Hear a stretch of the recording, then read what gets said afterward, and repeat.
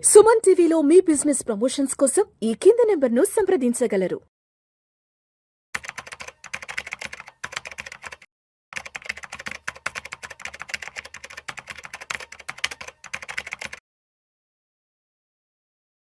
గిరిబాబు గారు నమస్తే సార్. నమస్తే అండి. సార్ గిరిబాబు గారు, ఇప్పుడు బంగారం వెండి ధరలు ఎందుకు ఇంతలా పెరుగుతున్నాయి అంటే అందరూ చెప్పేది ఒకటే రీజన్.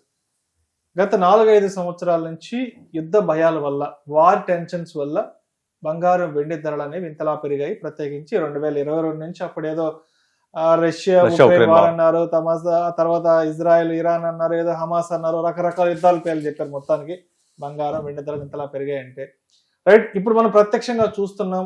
అమెరికా వెళ్ళి ఇప్పుడు నేరుగా వెనజులా మీద దాడి చేయడము, ఆ దేశ అధ్యక్షుడు మదురోను అతని భార్యని అది కిరాతకంగా రాళ్లతో బంధించి, బెల్ట్తో బంధించి, కళ్ళకు గంతలు కట్టి అమెరికా యుద్ధ నౌకలు అమెరికాకి తీసుకెళ్లిపోయారు. సో అక్కడైతే కొంత టెన్షన్ వాతావరణం నెలకొంది. ఇదంతా కూడా కొంత ప్రపంచ మార్కెట్లను భయపెట్టింది. అంటే ట్రంప్ వ్యవహార శైలి ఎలా ఉంటుంది, అసలు అమెరికా వాళ్ళ వ్యవహార శైలి ఎలా ఉంటుంది ఏంటన్న దానికి నిదర్శనంగా లాస్ట్ 3-4 డేస్ బ్యాక్ జరిగిన సంఘటన యావత్ ప్రపంచం మొత్తం మరొకసారి అర్థం చేసుకుంది. మరి ఇప్పుడు మనకి ప్రత్యక్షంగా కొంత వెనుజులా వల్ల కొంత యుద్ధ భయాలు, కొంత అనిశ్చితి కనిపిస్తుంది. కాబట్టి మరి దీన్ని సాకుగా తీసుకొని, దీన్ని కారణంగా తీసుకొని బంగారం వెండి ధరలు ఇంకా ఎక్కువగా పెరిగే అవకాశం ఉందంటారు. అసలు ఆల్రెడీ ఎప్పుడైనా సరే గోల్డ్, సిల్వర్ ఇలాంటి కమోడిటీస్ అన్ని కూడా ఎప్పుడు ఒక సేఫెస్ట్ బెట్ లాగా చూస్తారు అందరూ, సేఫెస్ట్ ఇన్వెస్ట్మెంట్ లాగా.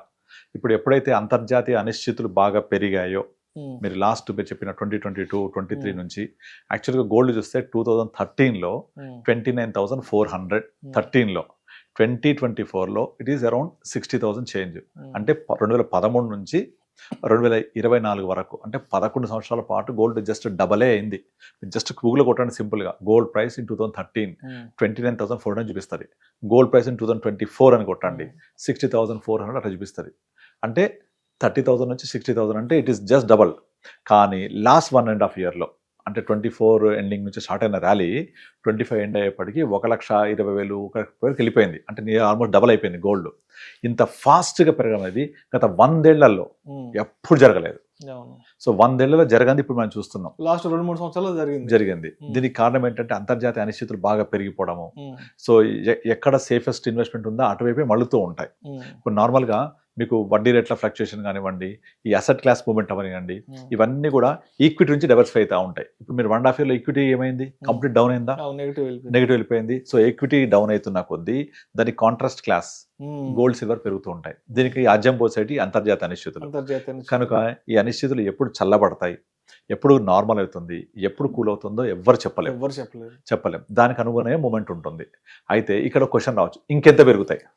అందరు పొద్దున్నే సరే క్వశ్చన్ చేస్తూ ఉంటారు, ఎంత పెరిగితే ఎంత తగ్గుతాయి, కొనాలా వద్దా, ఈ క్వశ్చన్. వీటికి ఆన్సర్ స్ట్రైట్ ఫార్వర్డ్ ఎవరు ఆన్సర్ చెప్పలేరు. ఒకవేళ ఈ గోల్డ్ పెరుగుద్ది తగ్గుద్ది అంటే అతను దేవుడు అవుతాడుగా.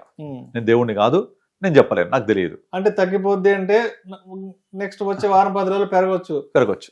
ఆ పెరుగుద్ది అని మీలాంటి స్పీకర్స్ ఎవరైనా చెప్తే 4-5 రోజులు తగ్గవచ్చు. అది ఎలా ఉంటుంది ఇదంతా సప్లై డిమాండ్ బట్టి ప్రైస్ మూవ్మెంట్ అవుతూ ఉంటది. ఎగ్జాంపుల్ మీరు రియల్ ఎస్టేట్ తీసుకోండి. లాస్ట్ 2014 తెలంగాణ వచ్చిన తర్వాత 2023 వరకు పెరిగింది. కారణం ఏంటి? అంతకు 1 డికేడ్ ముందు తెలంగాణ ఉద్యమం అప్పుడు రియల్ ఎస్టేట్ మూవ్మెంటే లేదు. అలా పడుకొని ఉన్న రియల్ ఎస్టేట్ మూవ్మెంట్ ఒక్కసారిగా తెలంగాణ గవర్నమెంట్ వచ్చింది, తెలంగాణ ఉద్యమం అనేది ఇక బ్యాక్ స్టెప్ అయిపోవడము. ఇక తెలంగాణ అనేది మాట్లాడే ఉద్యమం గురించి సెటరేట్ అయిపోయింది, ఇక అర్థమైపోయింది డివైడ్ అయిపోయినాయని. ఇక కొనడం మొదలు పెట్టారు. అందరు కొంటుంటే సప్లై మారదు కదా, ఆటోమేటిక్ గా సడన్ గా ప్రైస్ అంతా షూటప్ అయిపోయి వెళ్ళిపోయింది. ఒక వస్తువుని నాకు కావాలి అందరూ ఎగబడుతూ ఉంటే ధర ఏమవుతుంది? పెరుగుతుంది కదా. ఇప్పుడు ఎగ్జాంపుల్ అగ్గిపెట్టి తీసుకోండి. అగ్గిపెట్టి అందరికీ అవసరం కదా. అగ్గిపెట్టి ఎక్కువ ఉన్నా మీరు ఎక్కువ కొంటారా? కొనరు. తక్కువ ఉంటే మీ పని జరగదు. అయినా సరే ఎప్పుడైనా మీ జీవితంలో అగ్గిపెట్ట ప్రైస్ మారిందా? మొత్తం 5 రూపాయలు 100 రూపాయలు అవ్వలే కదా. సో అట్లాగే కొన్ని వస్తువులకు నువ్వు నిర్దిష్టమైన సప్లై డిమాండ్ కాన్సెప్ట్, నిర్దిష్టమైన ప్రైస్ కాన్సెప్ట్ ఉంటుంది. బట్ కొన్ని రియల్ ఎస్టేట్, ల్యాండ్ ఇలాంటి వాల్యూ అసెట్స్కి మనము ఏం చెప్పలేం.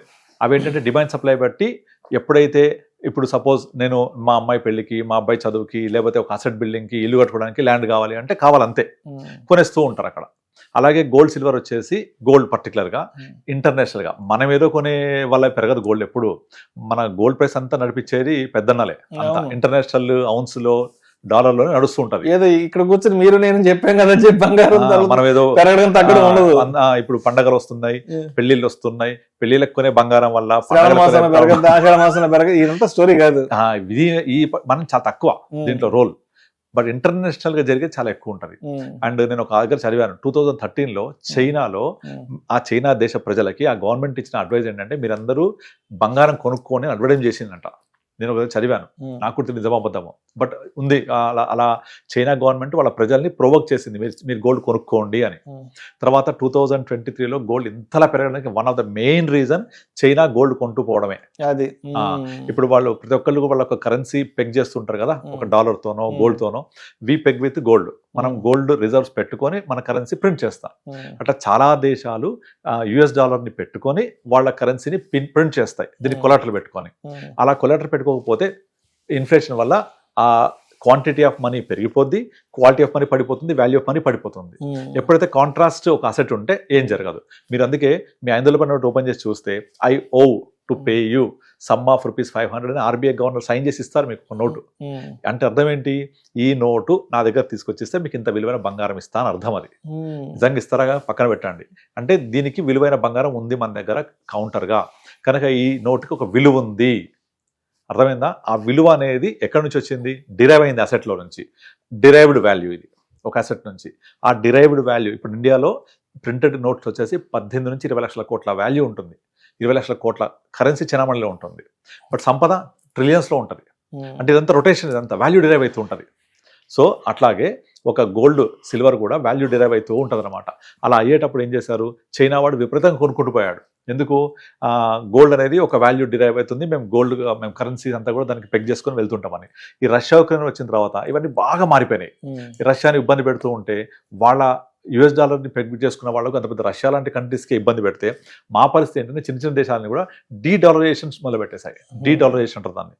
డీడాలరైజేషన్ చేసరికి అమెరికా కోపం వచ్చేసింది. ఓహో మా డాలర్ని మీరు ఇట్లా చేస్తారా అని ఇక వాడు విపరీతంగా టారిఫ్లు వేయడము, అందరిని ఇబ్బంది పెట్టడం చేస్తున్నాడు. ఇక వెనిజులా ఇష్యూ వచ్చి పరాకాష్ట. ఒక దేశాధ్యక్షుడిని అలా తీసుకురావడం అనేది ఆక్షేపించే దగ్గర కాదు. అది మన అక్కడ ఉన్న కమలా హ్యారిస్ కూడా నెగటివ్ గా చేయకూడదు అని చెప్పింది. మనం రాంగ్ మెసేజ్ ఇస్తున్నాం ప్రపంచానికి అని చెప్పింది. ఏది contested president of US.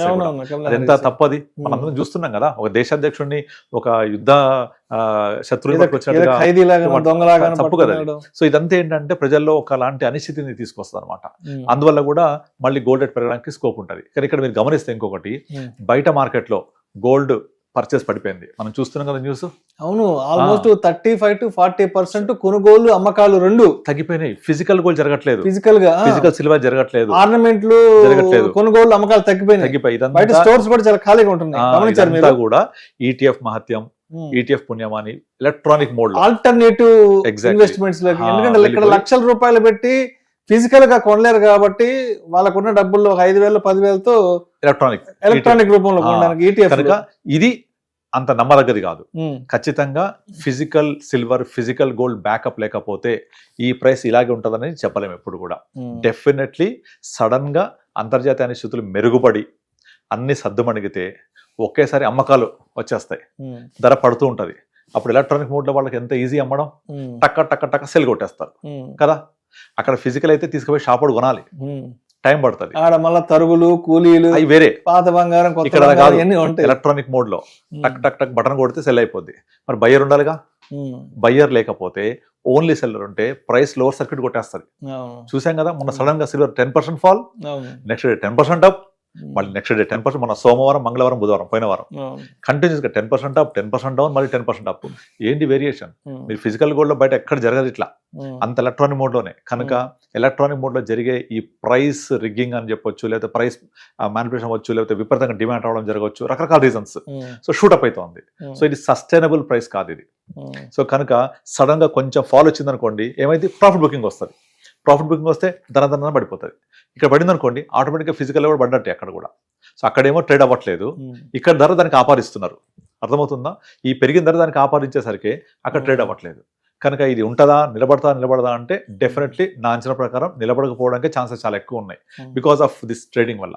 And రెండోది, మీరు చాలా ఈ మధ్య కాలంలో యూట్యూబ్స్, ఇన్స్టాగ్రామ్లో సిల్వర్ 5 లక్షలు పోద్ది, సిల్వర్ 10 లక్షలు పోతుంది, ఇది ఈవీస్లో వాడతారు, ఎలక్ట్రానిక్స్లో వాడతారు, సోలార్లో వాడతారు, సెమీకండక్టర్ వాడతారని చెప్తున్నారు కదా. ఇప్పుడు నార్మల్గా సోలార్ పెట్టుకోవాలంటే కాస్ట్లీయా చీపా? కాస్ట్లీ కదా. అంత కాస్ట్లీ ఉన్న దాన్ని అందరు అఫోర్డ్ చేయలేరు. కానీ వాళ్ళు ఏం చేస్తారంటే మీరు పెట్టుకుంటే మీకు ఓవర్ పీరియడ్ ఆఫ్ టైం అది కరెంట్ బిల్ వల్ల కలిసి వస్తుందని చెప్తూ ఉంటాం. ఇప్పుడు రేపు పొద్దున సిల్వర్ అందులో వాడుతున్నారు కాబట్టి సిల్వర్ వాడకం పెరిగితే సిల్వర్ ధర పెరుగుతుంది అని చెప్తున్నారు. మరి సిల్వర్ ధర పెరిగితే ఈ సోలార్ ధర కూడా పెరుగుద్దిగా, సోలార్ రూఫ్ టాప్స్ది, ఈవీ ధర పెరుగుతాయిగా. అప్పుడు అఫోర్డబుల్ అయింది జనాలకు, కొంటారా? కొనకపోతే మ్యానుఫ్యాక్చర్ ధర పెరిగిపోతే సిల్వర్ వల్ల యూజ్ ఏంటి? కనుక వాళ్ళు ఏం చేస్తారు, తయారు చేసేవాళ్ళు ఆల్టర్నేటివ్ ప్రోడక్ట్ తయారు చేస్తారు. సిల్వర్ మొత్తం మైనింగ్ ద్వారా మాత్రమే రాదు, గోల్డ్ లాగా. గోల్డ్ కంప్లీట్ మైనింగ్ ద్వారా వస్తుంది, సిల్వర్ మైనింగ్ ద్వారా మాత్రమే కాదు, కొంత మైనింగ్ ద్వారా వస్తుంది, కొంత అలాయ్ ప్రొడక్ట్ ఇది సిల్వర్, జింక్, లెడ్ లాంటి అలాయ్స్ కలిసి తయారు చేస్తారు సిల్వర్ని. ఇది తయారు చేసే మెటల్ కొంత తయారు చేయడం జరుగుతుంది, కొంత మైనింగ్ చేస్తారు. కనుక సిల్వర్కి ఉన్న మంచి లక్షణం ఏంటంటే 100% కండక్టివిటీ ఉంటుంది సిల్వర్కి. సో అలాంటి లక్షణం ఉన్న ఇంకొక మెటల్ తయారు చేస్తారు, కాపర్ని ఇంకొంచెం ఇంప్రూవైజ్ చేస్తారు, కాపర్ని ఆల్టర్నేట్గా వాడతారు, విచ్ ఇస్ చీప్ ప్రొడక్ట్. అలా వాడడం వల్ల సిల్వర్ డిమాండ్ తగ్గిపోవచ్చుగా, ధర పెరగకపోవచ్చు కదా. ఇది ఆలోచించట్లే ఎవరు కూడా. కాపర్, సిల్వర్ అనేది ఎలక్ట్రానిక్లో వాడతారు, ఈవీలో వాడతారు, సెమీకండక్టర్ వాడతారు, సిల్వర్ పెరిగిపోద్ది 5 లక్షలు అంటే జనాలు పొలోమని సిల్వర్ వెనకబడుతున్నారు, ఈటీఎఫ్ అని. కానీ దానికి కూడా కొంత లిమిటేషన్ ఉంటాయి. అదేమి బ్రహ్మ పదార్థం కాదు, ఇది మాత్రమే వాడాల్సింది. డెఫినెట్లీ వాడతారు, డెఫినెట్గా 5 లక్షలు, డెఫినెట్ 5 లక్షలు చెప్పేస్తున్నారు వీళ్ళు. That is completely wrong. ప్రతి ప్రోడక్ట్, టులిప్ మానియా అని ఒకటి మీరు గూగుల్లో కొట్టండి, చదవండి. టులిప్ మానియా ఇది డచ్ లో జరిగింది ఒక 300-400 years బ్యాక్. ఇలాంటి బబుల్ క్రియేట్ చేసే దాంట్లో ఫస్ట్ టులిప్ మానియా గురించి మాట్లాడుతుంటారు. టులిప్ అనేది ఒక ఫ్లవర్స్. ఆ టులిప్ ఫ్లవర్స్ ని ఇలాగే ఒక స్టోరీ ఉంటుంది, చాలా లెంతీ స్టోరీ. అది కొనుక్కుంటా పోయి విపరీతంగా ధర పెంచేశారు. ఒక్కసారి ఆ బబుల్ బర్స్ట్ అవ్వగానే ఆ తులిప్ ప్రైస్ అని మొత్తం అంతా నెల కూలిపోయినాయి. తులిప్ మానియా అంటారు. అలాంటిదే గుర్తొస్తుంది నాకైతే.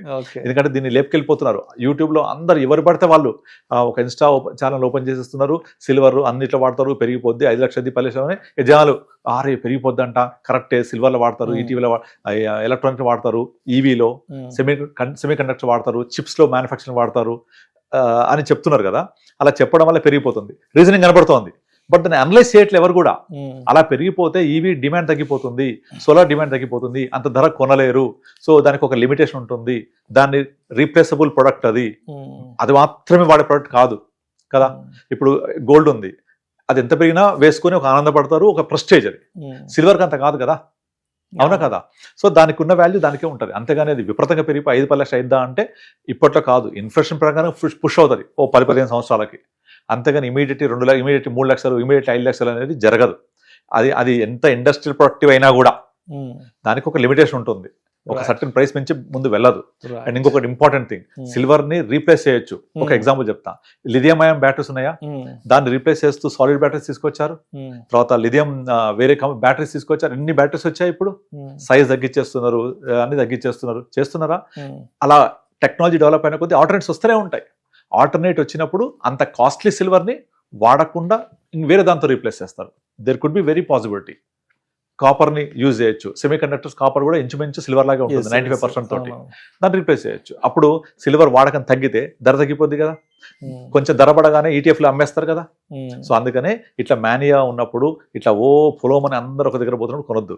మనం వారెన్ బఫెట్ సూత్రం అర్థం చేసుకోవాలి. When everyone is buying you cell, everyone is selling you by. And 10 commandments లో ఒకటి అది. ఎక్సలెంట్ కమాండ్మెంట్స్ అవి. దాన్ని ఫాలో అవుతే మనకి ఏ ప్రాబ్లం ఉండదు. We follow that.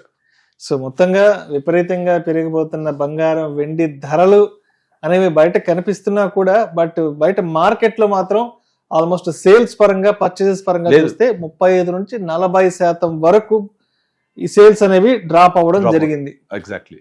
Right sir. Thank you so much.